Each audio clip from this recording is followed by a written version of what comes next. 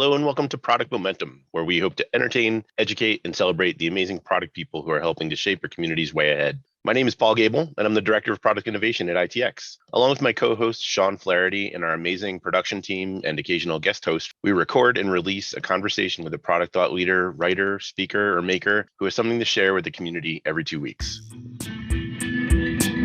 Kyle, how you doing today, man? Dude, I'm psyched. Today we're recording live from Pendemonium. Pendo invited us to come out and record, and this is going to be really cool. I am excited about this podcast episode. Yeah, I mean, we got Todd Olson, the CEO from Pendo, and Trisha Price, who's the CPO. So these guys are going to tell us all about how to build a product for product people that matters. That's right. And they're going to teach us about first principles in product leadership and how AI is like changing the world. It's all the buzz, but how we really have to get back to like solving real problems for real users. It doesn't matter what the label is that you put on the technology. You got to solve problems for people. Absolutely. And I think they're going to cut through the BS for us a little bit. And we all could use a little bit more of that when it comes to AI and LLMs. Yeah, let's get after it. All right, let's get after it. All right. Welcome to the Product Momentum Podcast. Here we are with Todd Olson and Trisha Price. Todd's the CEO of Pendo.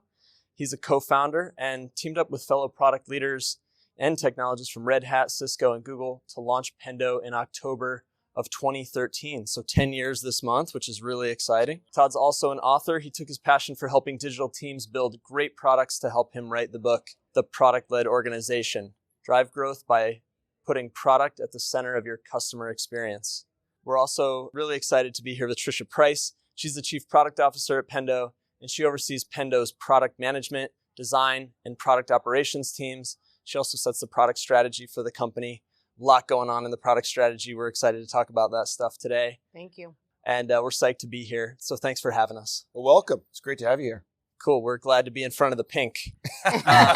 Or pank, as we learned this morning. Yeah, pank. We Awesome. like You got our it. pink. One works, so. We like our pink. Cool. Your keynote yesterday talked a little bit about AI and the future of AI and how to really make it work for product organizations. You talked about a 4-part framework, which we were really excited about. Maybe you could talk a little bit about how you're thinking about AI and implementing it into the platform this week. Yeah. Well, first off, I mean, if you go back to the keynote, one of the key points around AI is that it's not just magical pixie dust you can sprinkle into your products and get benefit. You still have to go back to core product management fundamentals, and it has to solve real pain. And you heard that as a theme actually throughout the day, even like as we closed with Fraser Kelton, former head of product for OpenAI. He talked about solving a real pain. So that was one key point. And if you look at some of the announcements we made yesterday, that were some of our, I'd say our early work in AI, it was solving real pain. Is, for example, a lot of customers use our product to perform their NPS surveys. And we noticed through data that people were exporting data from Pendo, putting into a spreadsheet, and then manually assigning themes that they could then roll up and surface to their leadership teams. That's a lot of work, and people were doing it every single quarter for years. And now with the availability of LLMs and fantastic APIs, now there's like single buttons to summarize all the NPS feedback. There's the ability to auto-assign themes and then train the models to be smarter and smarter. So that was one of the innovations we released yesterday that I think, one, it solves a real pain, and it's automation that saves people time. I heard you say that no one wants to download a spreadsheet, manipulate data. Like we've been doing that for years. And Correct. Like that's a common problem. Yes. One of the things I think is beautiful about the potential behind AI is this ability to solve the mundane tasks. Correct. So Kyle brought up the 4-part strategy to solving problems with AI. I'd love for the audience to hear more about that. Yeah. So look, one of the 4 parts, of course, is start with real pain. So we talked a little bit about that. I think there are other good examples about the mundane, and you heard from Red Hat on stage yesterday during my presentation where they talked about the fact that people are manually creating guided tours, step-by-step walkthroughs, even though they already have existing content, manuals, documentation. So the ability to basically auto-generate a 10-step guide or 5-step guide is huge value. So starting with real pain is one. We talked a lot about finding this key or golden use case that I introduced yesterday. And it's really use cases that are focused on creating long-term differentiation for your business. And that, I think, while the LLMs are useful and it solves a lot of problems, they are available APIs. They're Why build? What's your magic? Yeah. So we talked a lot about how do we find these key or golden use cases. Then we also talked a lot about this concept of focusing on what is your first party data. So nearly every business has some data that they and only they have. So the question is, how can we mine that data and use it for generative things? Like, we introduced yesterday this concept of using product data to generate growth campaigns as an example, which is something that's essentially a not copyable feature if you're leveraging data to train a model and do generative things. So those are kind of, I think, the key things that we talked. Data that only you have. Data that only we have, right? So now we can help our customers achieve the goals that they're accountable for, whether that's product-led growth, like Todd was talking about, or just improving retention. We can tell them, here's a campaign. Here are the users of your product and which features they need to adopt in order to achieve retention or product-led growth. To get the most value out of the product. I love it. Exactly, because people focus on usage quite a bit. But is it valuable usage, right? Just because everybody's clicking on a page or using your product doesn't mean they're getting the value out. But you can start to see with our proprietary models, and that's using our first-party data, like Todd was talking about, hey, if these users use these features, this is how you're going to achieve your goals. And so that's something we're focused on for Pendo. So question for you, Trisha. As a product person, I think it's an exciting time to be a product person because, a few years ago, the product industry didn't even exist. And it's just transformed so fast as a role, as a career for people. Yeah. What do you think is the most exciting thing in the AI space for product leaders? Well, I think, Todd and I both talked about this yesterday, which is there's two ways to think about AI as a product leader. One is, how do I use it in my day-to-day job to make myself smarter, more efficient, right? And achieve my goals. The second is, how do I embed it into my product to help my users and to solve real pain, right? And so I think, for me, that's what's exciting is actually they're related, because the more I can use AI to make my team more efficient and have more intelligence, the more we can spend time on how do we use AI, and just in general, how do we create products that delight our users and help them solve real pain.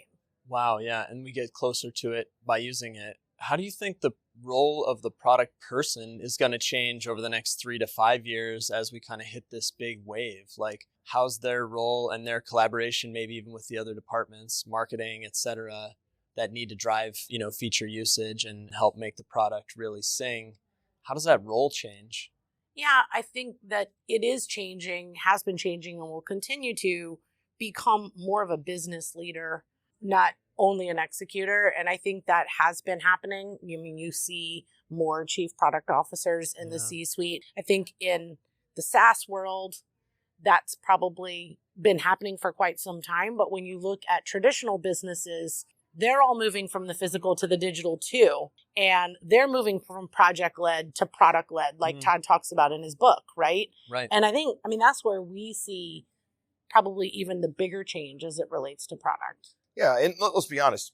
Product does so much today. Like I used to produce a slide for one of the talks I gave that just looked at a product manager's schedule. If you just use a Scrum ceremony of, all of the various planning meetings and retros and demos and grooming. And so if you just look that on a 2-week schedule, and then you try to figure out, when do they have time to speak with customers?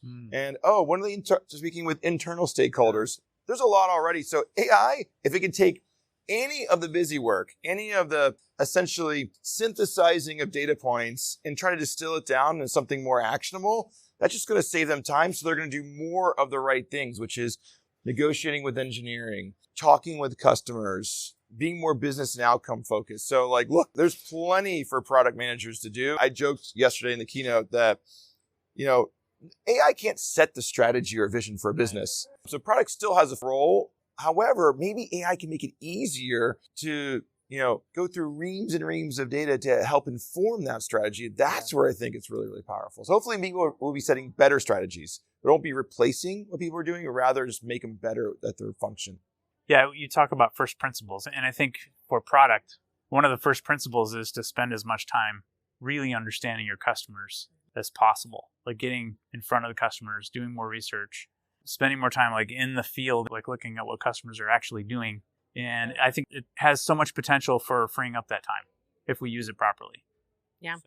I think technology can help us do that at scale as well, right? Yesterday, we launched our session replay product, and that doesn't replace in-person time with customers where you really get empathy and have an understanding of what they need to do. But it certainly helps you look at how they're interacting with your product and where they might get stuck and where they're frustrated. I think you can also look at things like, Todd talked about NPS scores. Yeah. You can use surveys and polls. And I think our role as product managers is a combination of nothing can replace, human conversation about what are your priorities and challenges with your customers, but getting data at scale is also critically important. Kenneth O. Stanley wrote a book. Kyle and I were talking about this last night, Why Greatness Cannot Be Planned. He's an AI researcher out of some university in Texas, but he's a brilliant guy. And he says, creativity cannot be planned. Like somebody needs to see it. Someone needs to be there to observe it. There's no AI that can actually observe, that's something that's creative, at least not yet. Mm-hmm. So what tools like this help us do is weave all that stuff together. Mm-hmm. Like surveys, qualitative, they have limited usefulness. Yeah. They're useful because they give you something you wouldn't have otherwise had.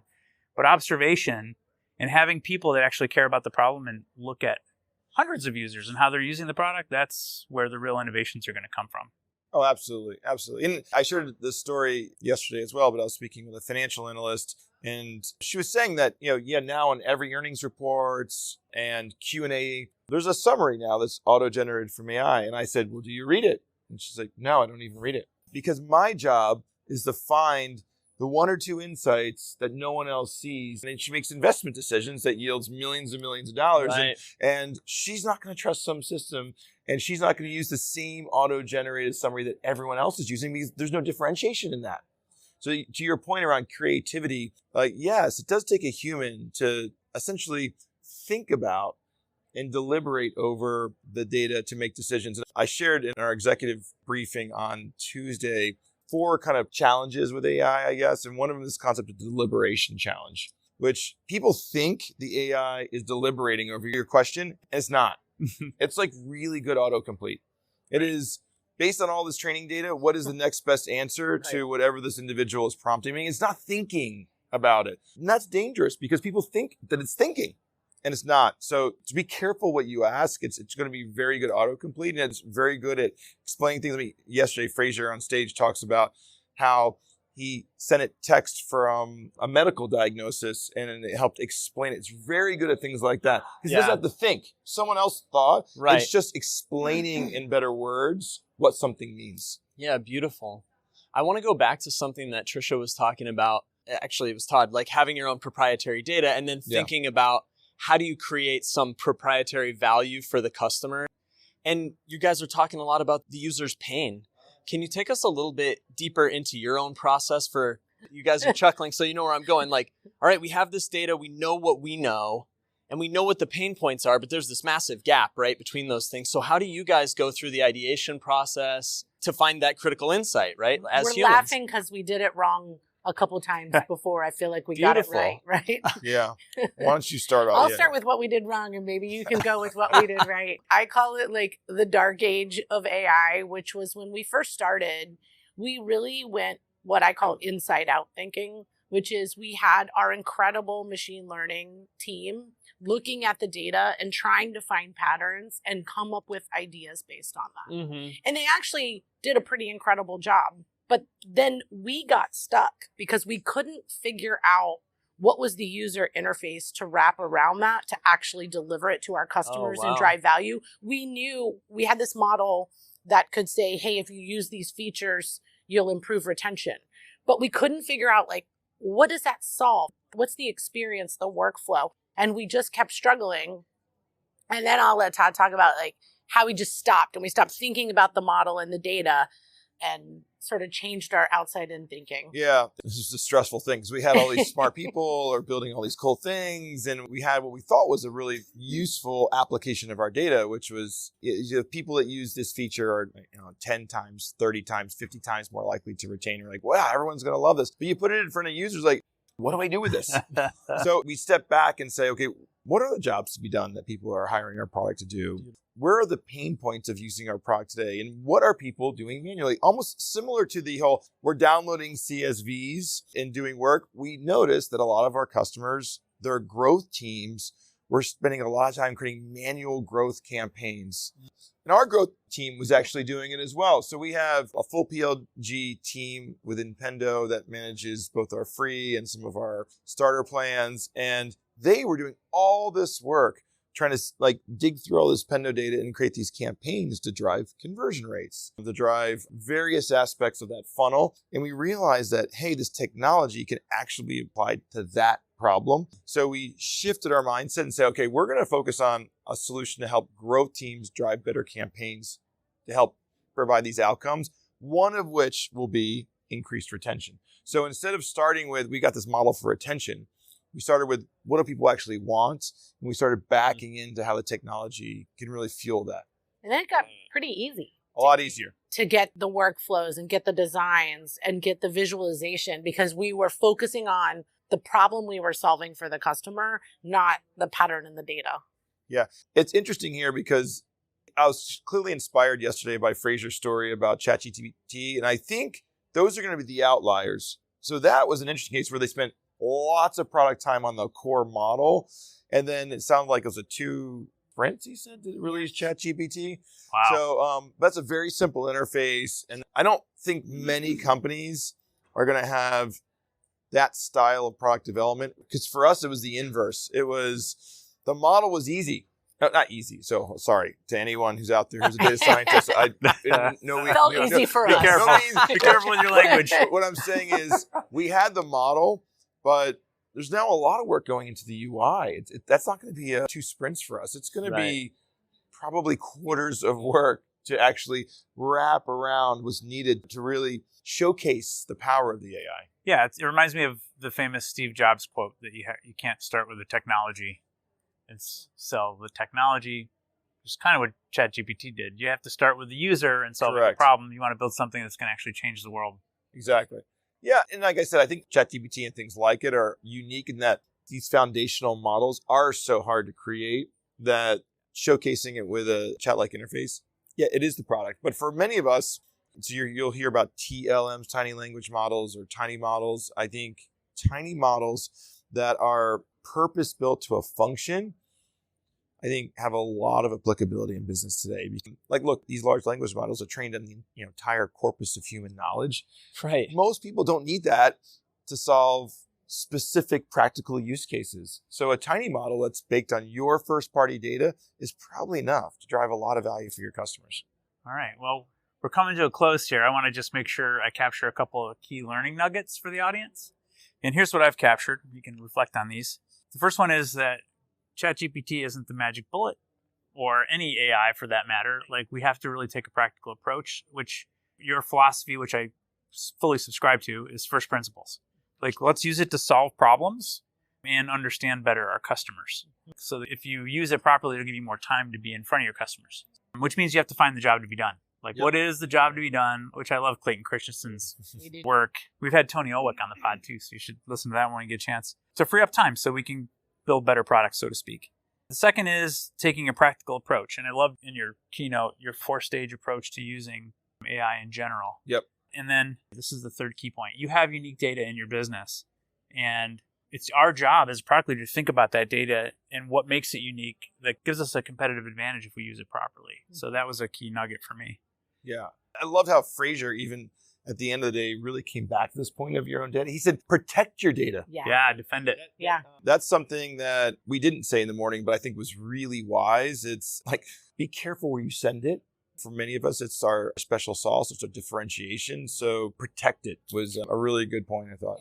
Yeah. He even said, there's no way to even imagine the ways you're going to use it because we're just getting started with AI. And so that means you have to protect it even more because you can't even imagine all the uses of it. No, not yet. The fourth idea that I got here is that creativity still requires people. AI isn't going to solve that problem, but it should help us be more creative. Yeah. And then the last one that I got from you guys is this concept of tiny models that really struck a chord with me. Super cool. I thought of like the smallest possible model that adds value to the business is going to be the future, like figuring out how to get that incremental. It's the new way to leverage your data, really. Yeah, I loved it. Cool. So a couple last questions for you that we ask all our guests. How do you define innovation? We'll start with Trisha. To me, innovation is solving a problem in a way that no one else has done it before. Being able to apply the creativity that you talked about a minute ago. It's not coming up with something that doesn't exist. It's solving something real, but in an innovative way, in a new way. All right, cool. That's a really good answer. So Great it's hard answer. to build on that. So Great answer. I was going to simply say just doing something that no one else has done. That to me is innovating. So. Simple.